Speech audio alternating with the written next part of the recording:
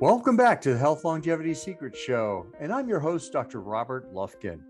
Magnetic resonance imaging can provide valuable information about hippocampal atrophy in people at risk for Alzheimer's disease. When we combine MR with artificial intelligence to determine the brain volumes, the sensitivity and specificity of the findings increase dramatically.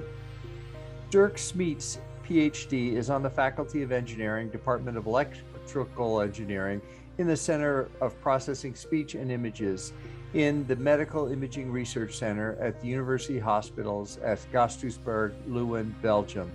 He is also Chief Technology Officer at Icometrix Corporation. And now, please enjoy Dirk's presentation. Welcome everybody to this talk as part of the Alzheimer Prevention Virtual Conference.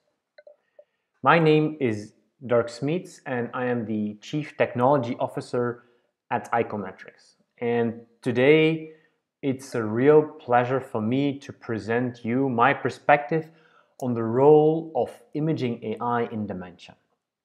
And today I would like to focus on how it can enable a timely and accurate diagnosis of Alzheimer's disease. Today it is estimated that about 50 million people across the globe are living with dementia.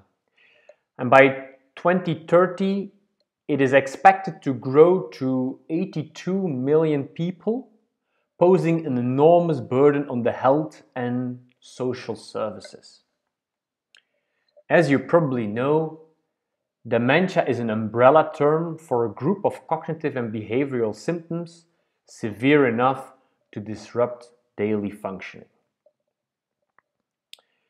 There are different types of dementia.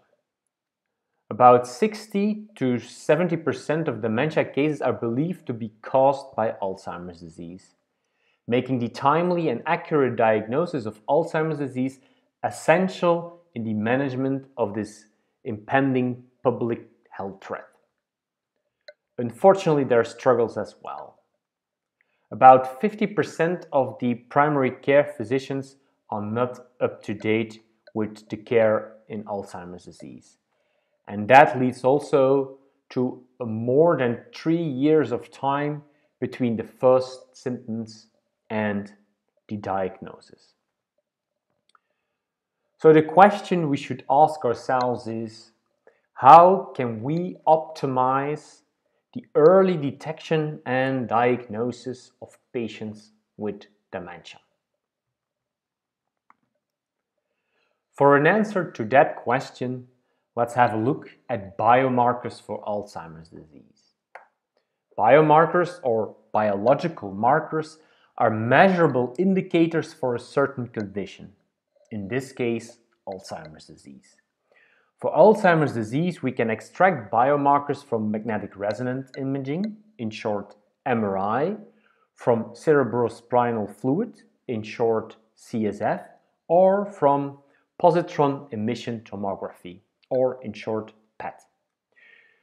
Of course, when using those biomarkers in clinical routine, they should be affordable, available, preferably non-invasive, diagnostic, and, if possible, predictive. When looking at all of these criteria, it seems there is an important role for MRI to extract biomarkers for the diagnosis of Alzheimer's disease. Indeed, literature has demonstrated that MRI biomarkers allow the early detection of the disease, that they can predict cognitive decline, and that they help with the differential diagnosis. Moreover, they may predict other biomarkers, like amyloid, which could be extracted from CSF or PET. But before diving in the possibilities of MRI biomarkers for Alzheimer's disease, let's first have a look how MRI is used today in the clinical care path of patients with dementia. Today, MRI is the primary imaging modality in the diagnostic process, as was also clear from a survey that was performed in Europe, where over 70% of the centers indicated they use MRI as a primary imaging modality. Here in the US, the usage of MRI is expected to be even higher because of the wider availability of MRI. When looking at the role of MRI in the diagnostic process, we see two main reasons. The first one is the investigation of co-pathologies or the exclusion of alternative pathologies. The second role is the detection of pre-dementia and dementia and the differential diagnosis of the types of dementia. The investigation of the MRI scan is performed by a radiologist. Typically, the radiologist is doing a structured visual evaluation. Thereby, he or she can use visual rating scales. The most frequently used scales or scores are the medial temporal atrophy, the MTA score, and the Fazekas score for vascular lesions. A higher Fazekas score is seen in patients with vascular dementia, the second most common type of dementia, and a higher score on the MTA scale might be indicative for Alzheimer's disease, as mentioned earlier, the most common type of dementia. According to the ESNR survey that was conducted by Professor Vernooy, over 50% of the institutions indicated they always use the MTA scoring system for the assessment of the medial temporal atrophy, also sometimes referred to as the hippocampal atrophy, and almost 30% use it regularly. Less frequently used are the Global Cortical Atrophy Scale, or the GCA scale, and the Kudam scale for posterior atrophy.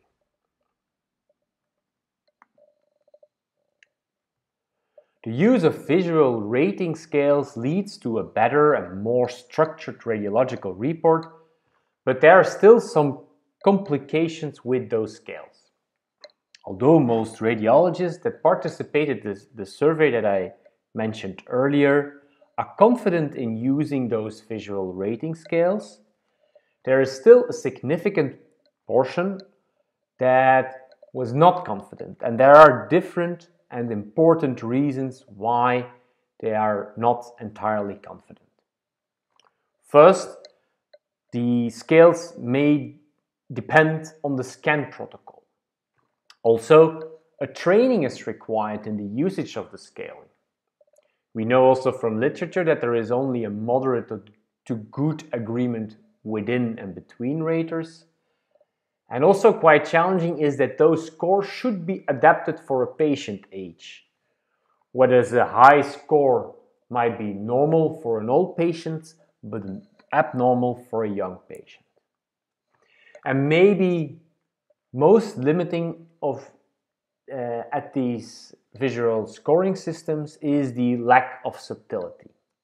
For example, the MTA scale ranges from 0 to 4 with only discrete intervals. So the question raises of how we can easily extract more detailed information from the MRI to be more sensitive to pick up pathological brain changes and, as such, reduce the time to diagnosis. And this can be done through a quantitative MRI analysis.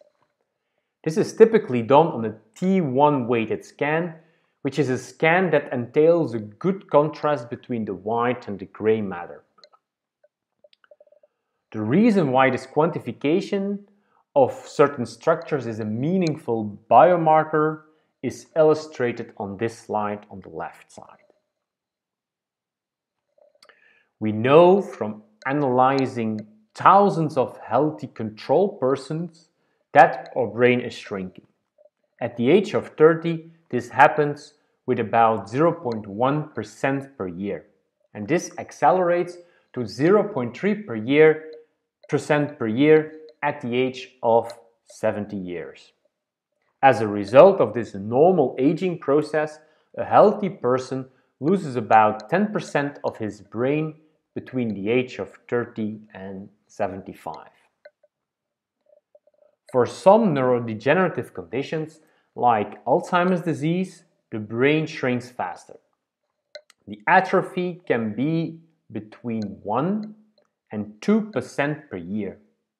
Moreover, it can occur asymmetrically, for example, in patients with semantic dementia, or regionally. Unfortunately, the survey that I mentioned earlier with the European Society of Neuroradiology indicated as well that 76% of the centers never uses quantitative MRI analysis. In 80% of the cases, this is done for specific cases, and in 6% it's always done. If they did so, most of the respondents were looking at hippocampal volume because of the difficulty to detect small differences. But also total brain volumes and lobar volumes are frequently used because of the sensitivity to detect neurodegeneration. The main hurdles identified by the respondents were the limited availability of software, the lack of time to use workstations, and difficulties in the interpretation. So we need to think of how we can easily integrate quantitative MRI analysis in the clinical workflow and represent the results in an easy to interpret way. And in my opinion, this is where imaging AI comes into play. Let's have a bit of a look on the definitions. Actually, artificial intelligence, or AI, already exists for a very long time.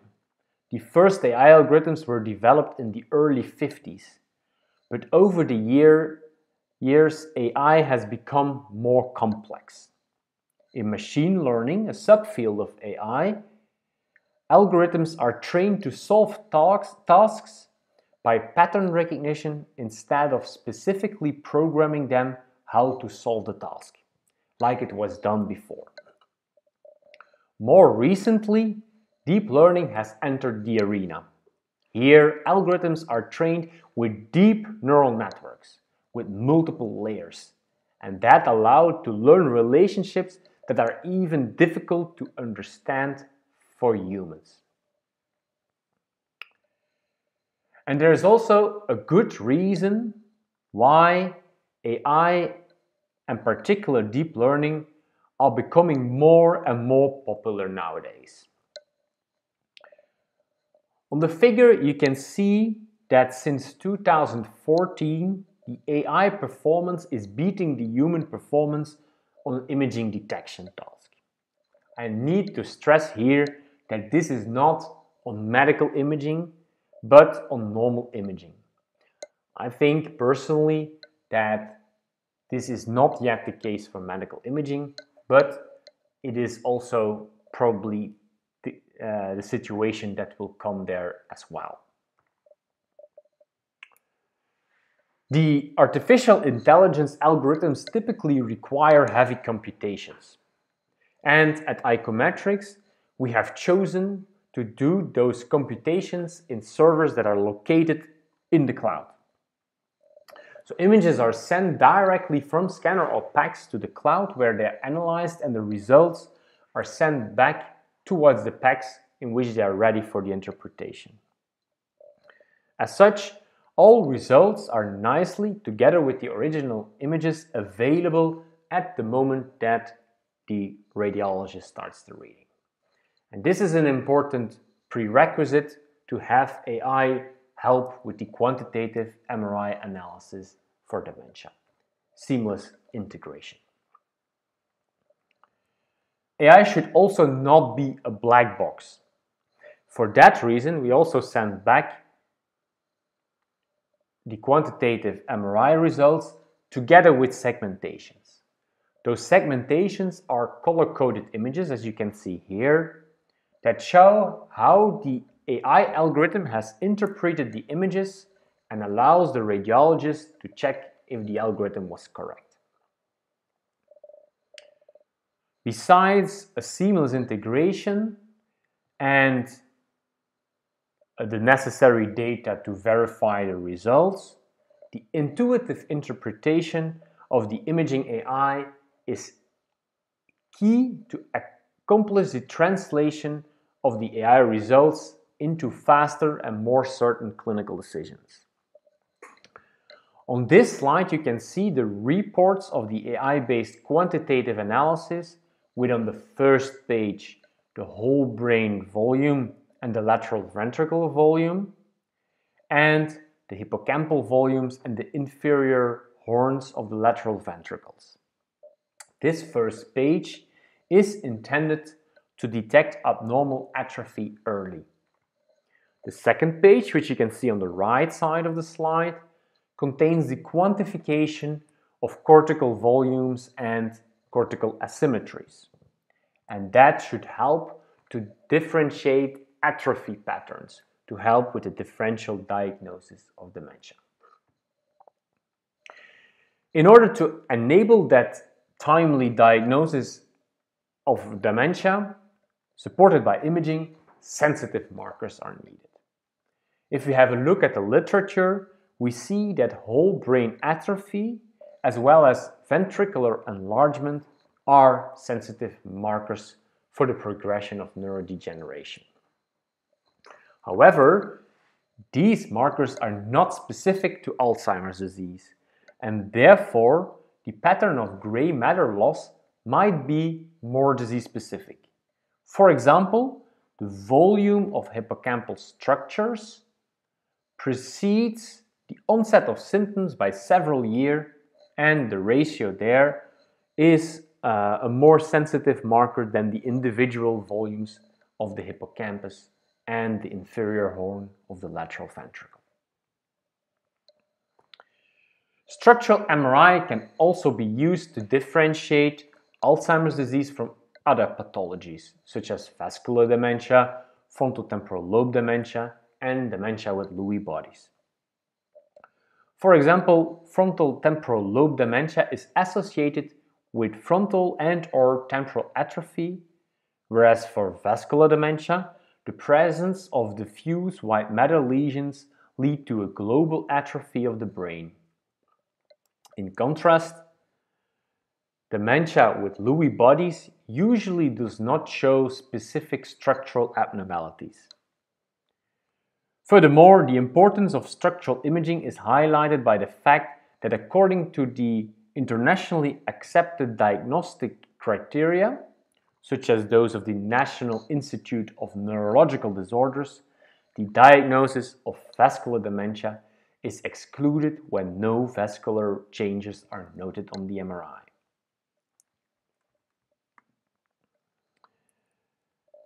So, with the reports, and then specifically the second page of the report of IcoBrain, which is the name of the software, we have built a signature that fits those atrophy patterns.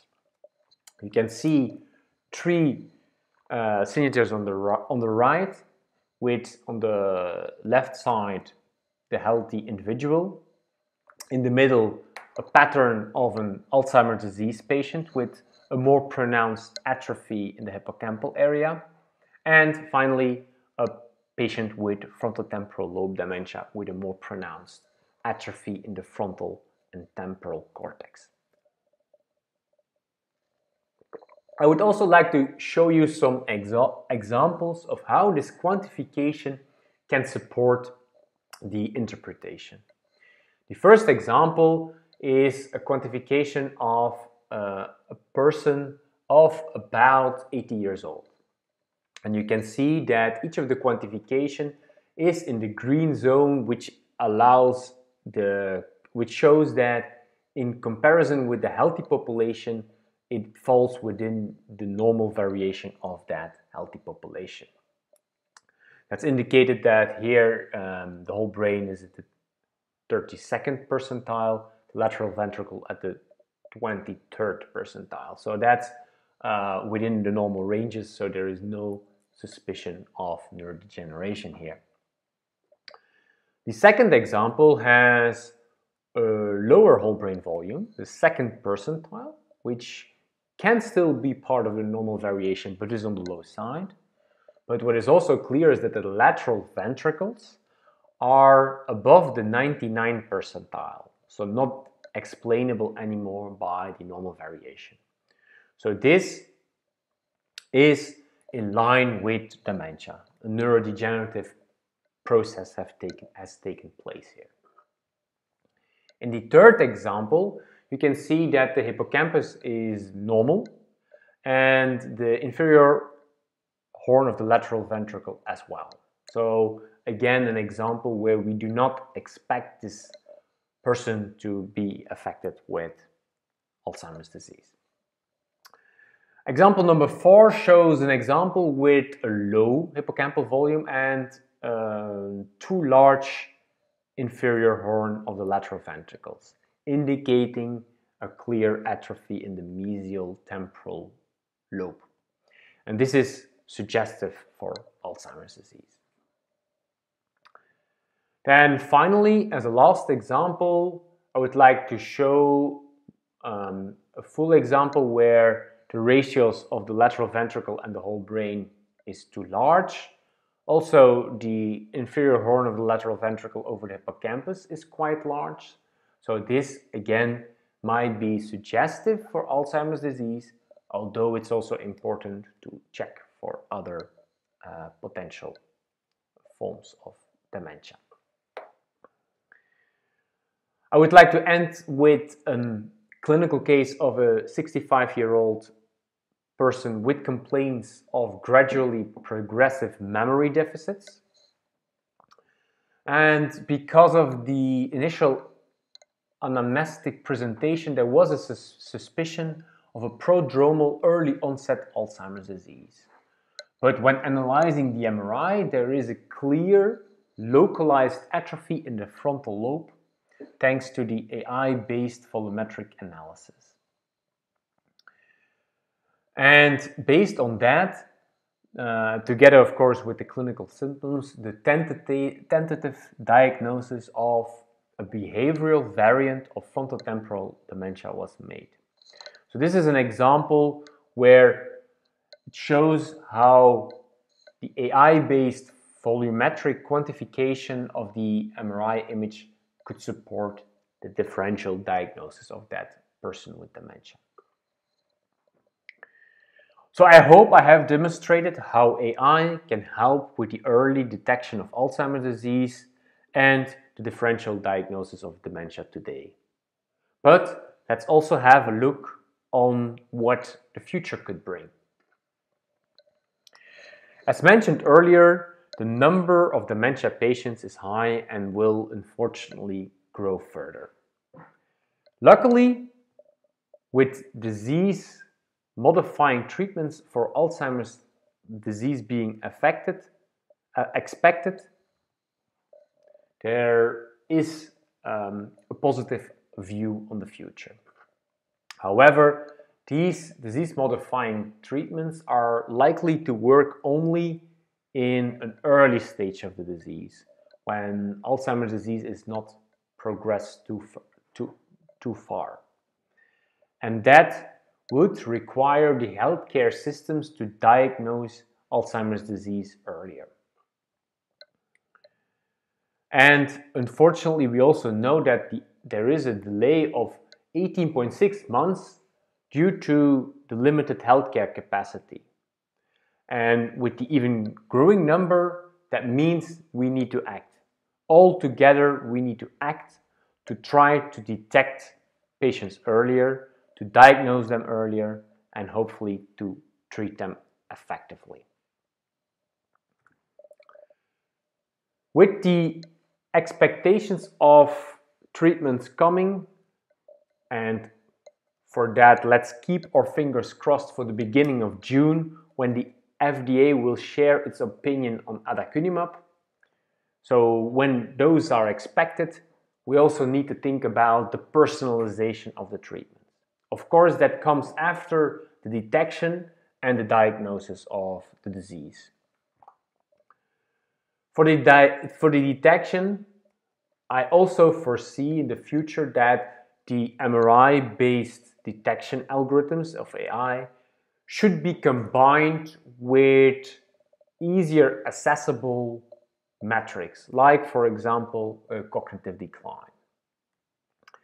And then finally, when the patient is diagnosed, it is important to stage the patient to know whether he can be selected for treatment. And then once selected for treatment, there is also an important role for safety reading. And let's dive a bit into each of these elements. First of all, I would like to present our cognitive testing tool that we're currently developing, which is iCompanion DM, which includes validated questionnaires for cognition, fatigue, and symptom tracking, and also cognitive tests on processing speed, visual memory, and digital span. And this is something that could be a digital technology that could be used together with the AI that can be applied on imaging to be also as a kind of triage to help when the number of patients that needs to be diagnosed earlier is growing and growing. Once diagnosed, as mentioned, we need to stage a patient. And for that reason, we are working on predictive models. In this case, event-based models.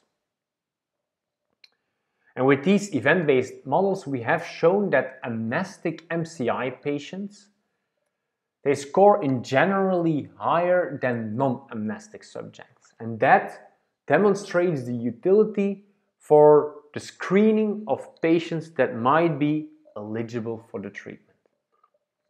Of course, further research needs to be done, but it is a very important role that we see here for artificial intelligence, in this case, combining clinical measures with biomarkers from all different sources to find those patients that benefit most from the treatment that will hopefully be soon on the market. And when the treatment is on the market and the patient is treated, it is of course also very important to monitor the patient. As we see from some of the current trials that there might be some amyloid-related imaging abnormalities. And we distinguish two abnormalities, the hemorrhages and the edema. And with the ongoing trials for aducanumab, for which we hope there will be positive news in June for the FDA, there is, in those trials, it has been shown that there is an occurrence of about 40% of amyloid-related imaging abnormalities. Those area-related events can lead to clinical symptoms like worst case death, but also dizziness, nausea, headaches, diarrhea, confusion, and visual disturbances.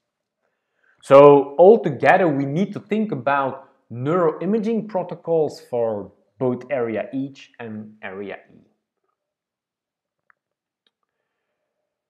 So with that, I would like to conclude my talk of today. I see an important role of artificial intelligence in the personalization of the treatments for Alzheimer's disease in the future. With artificial intelligence on imaging already available today to see the invisible, to help also with the standardized and quantitative reporting by quantifying atrophy patterns that are specific for diseases causing dementia. And when there is a big need for having more patients diagnosed, we need to complement those technologies with other digital tools like patient applications for a phone that could do cognitive testing and ask for validated questionnaires. And if we apply that well, altogether, the healthcare system is hopefully able to identify prodromal patients, where the patient app can create awareness, scan patients with cognitive complaints, and also raise campaigns on the importance of early diagnosis. And also, with the use of the more in-hospital technology, we can reduce the time to a firm diagnosis by quantifying subtle atrophy, by differentiating with other diseases causing dementia, also potentially helping the subtyping of Alzheimer's disease to find those patients that will be most benefiting from the treatment. And of course, as mentioned, there might also be a role in the post-market studies of the treatment to also investigate potential safety issues with the treatment. I would also like to end with saying a little word on a platform that we recently launched. That's the Alzheimaging platform, where we try to prepare radiologists for a world with disease-modifying treatments in Alzheimer's disease. It is an educational platform for the management of Alzheimer's disease. There will be CME accredited modules in there, educational chapters, interactive case studies, and educational videos. It is completely unbranded, and it aims to train the whole healthcare system to be ready once the treatments are available. And with that, I would really like to thank you for your attention, and I hope that you can enjoy the rest of this virtual conference. Thank you so much. Note: this is not intended to be a substitute for professional medical advice, diagnosis, or treatment.